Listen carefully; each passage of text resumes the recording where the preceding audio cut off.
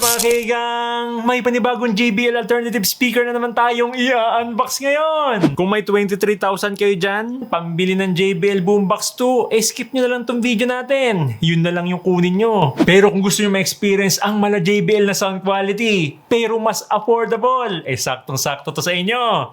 Ito ang Tribit Stormbox Blast One speaker. Yung link nito nasa bottom left corner lang ng video natin yan. Tap nyo lang yan. O kaya check nyo lang yung pin comment sa baba. Okay, unboxan natin to mga kigang. Yan. Nasa kabila yung opening. You know, orange na orange. Brighten up your party nakalagay. Okay, bungad na bungad yung manual. Tapos yung power adapter naka-plastic. Merong styro. Angat natin. Tapos nandito na mismo yung Stormbox Blast One. Oop. Yun. Tamang-tama lang yung size niya. Nasa 5 to 6 kilograms lang. Tapos may RGB lighting na sa sides. Tsaka passive radiators. Magkabilaan din para sa base. Ito na mismo yung Tribit Stormbox Blast One. Hard plastic yung build niya. Talagang mafe-feel mo na napaka-solid ng build niya. Yan o. Napaka-kunat. Tapos ito yung logo ng Tribit. Tapos yung speaker grill niya. Yan. Bakal. Tapos magkabilaan yung RGB. Yan. Mamaya makikita natin to. Tapos nandito yung dalawang 15 watts na tweeter. Yan. Magkabilaan. Tapos dalawa yung 30 watts na mid-woofers niya. Tapos magkabilaan din yung passive radiators niya. Yan. May logo pa ng Tribit. Tapos sa kabila din. Ganon. Para mas malakas yung base niya. Yan. Tapos part na ng body niya yung handle. Yan. Isang buo na. Mas maganda din sana kung may hook dito para pwedeng lagyan ng strap. Tapos check naman natin dito sa taas. Yan, yung mga buttons niya. Yan, nandito yung power button, Bluetooth pairing button. Bali, naka-Bluetooth 5.3 nito at TWS or True Wireless Stereo Pairing. Bali, kung meron pa kayo isa pa Stormbox Blast 1, hold nyo lang tong Bluetooth button niya para mag-activate yung TWS. Tapos yan, volume down, previous song. Play pause, volume up, next song. Tapos yan, kung gusto nyo i-on yung RGB yan, nandito yung RGB button, tsaka yung X-Bass pang-enhance ng bass niya. Check naman natin dito sa likod. Yan. Flip lang natin. Yan, dito sa likod, meron siyang rubber cover para extra protection din kasi meron tong IPX7 waterproofing. Yan, buksan natin. Yun. So yan, nandito yung charging port niya. Wala itong fast charging, kaya abutin ka ng 3 hours bago ito ma-charge. Pero kaya naman itong tumagal ng up to 30 hours. Tapos yan, nandito yung type support para pwede natin i-charge yung mga gadgets natin. Kasi bukod sa speaker, pwede din natin gamitin to as a power bank. Tapos yan, meron din siyang 3.5mm na auxiliary port. Yan, ito madalas hinahanap din to eh. Tapos yan, dito sa ilalim, yan, nandito yung mga rubber fitting para hindi dumula sa table natin eh, no? Tamang-tama lang yung size niya, no? Hindi siya mabigat. Hindi siya maliit din, no? Saktong-sakto lang. So bago natin i-test sa music mga kaigang, check muna natin yung Tribit app. Bali, on muna natin, no? Para i-pair sa phone, yan. Hold lang natin tong power button. Uy! Yun. Kunin natin yung phone natin. On natin yung Bluetooth. Yan, Bluetooth pairing request. Pair. So yun mga kaigang, dito sa Tribit app, yan. Pag tinap natin tong speaker, dito natin makikita yung battery percentage ng Stormbox Blast. So yung disadvantage lang dito mga kaigang, hindi mo makikita yung battery percentage dito sa speaker. Kailangan mo tumingin dito sa app mismo, no? Tapos pag tinap naman natin tong light, yan, nandito yung RGB. Bale, meron siyang 3 modes, tapos customizable lahat. So yun, pwede natin i-customize yung RGB sa light bars or yung sa speaker mismo. Yan, kayo na bahala kung ano yung gusto nyo dyan. Kung sumasabay sa bass and treble o kaya bass lang or sumasabay lang sa beat ng treble. Tapos yan, meron na rin siyang equalizer. Bali, by default, naka-X-bass siya. Pero may mga preset na naka-ready dito. Yan, music, audiobook, classical, jazz, party, rock. Tapos pwede din tayong mag-customize ng sarili nating preset. Yan, dito. Customize. So may lalabas na equalizer dyan. Kayo na bahala magtimpla dyan kung ano yung swak sa panlasa nyo. Tapos yan, pagdating dito sa settings, yan, merong countdown to shutdown, auto shutdown, tsaka volume indicator. Tapos yan, upgradable din yung firmware niya, no? So from time to time, nag-update din to. So yun na lahat ng features ng Tribit app mga kaigang. I-test na natin to sa music. Okay, yun mga kaigang, naka 50% yung volume natin, yan. Tapos naka-off muna yung X-Bass, yan. Try natin magpatugtog.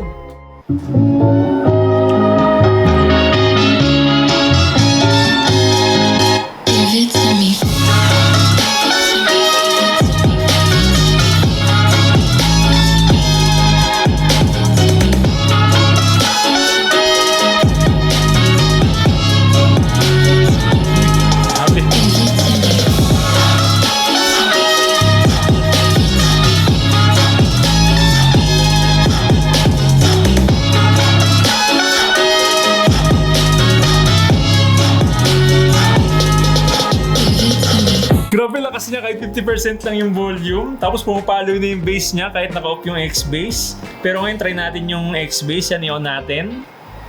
Tapos patugtog ulit tayo. Yan, 50% ulit, no? Pero this time naka-on yung X-bass. Yan, play.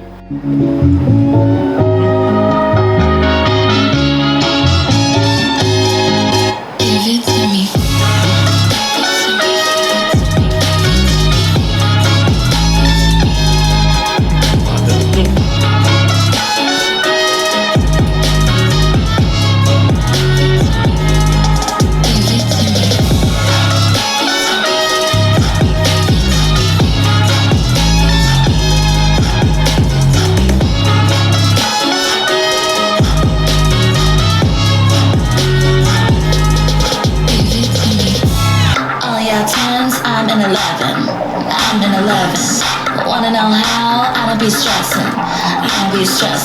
Cause I look good 24/7. I'm hot 24/7. I sleep in my Louboutin, so I wake up sexy. My martini's 31 and no need to test me. On my worst behavior, but at least I'm with my besties. I'm the baddest bitch, so come arrest me.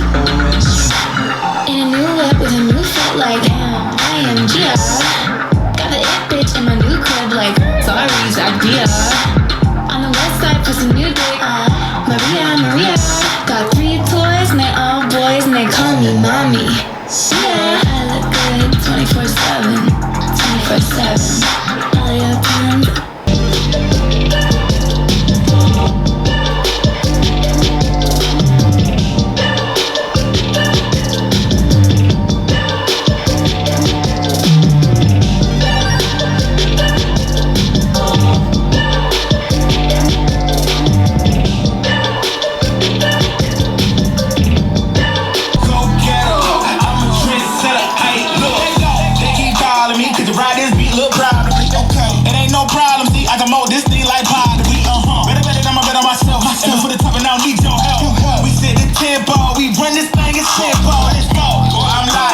Know your place, I'm top 10. And all my haters watching, so you know I keep on clocking. Let's go time, my whole style of go. Mine, take my place, I hold mine. Run up to this go time, it's show time. Whoa, yeah, they know I'm the one that set the trends, y'all. Tell them tenfold, I'm gon' chase the tempo. Okay, tell them I can't play it safe. Got my wins on the way. Gotta show them how to do it. Man, my team making plays.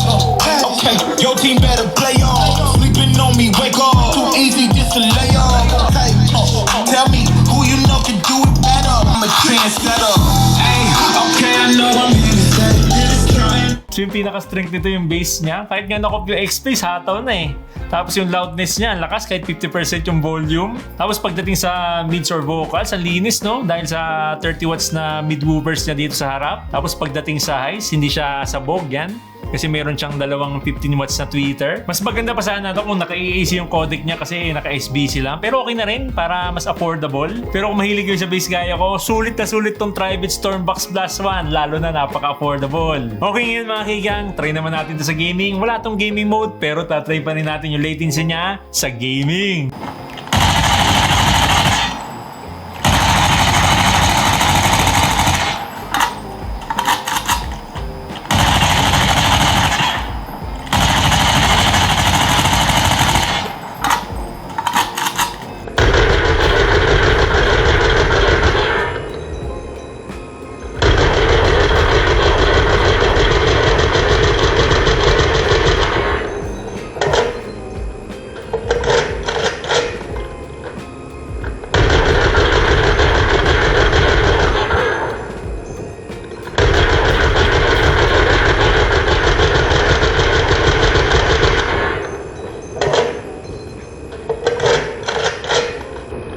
watts output, IPX7 waterproof, may RGB, app support, at up to 30 hours ang battery.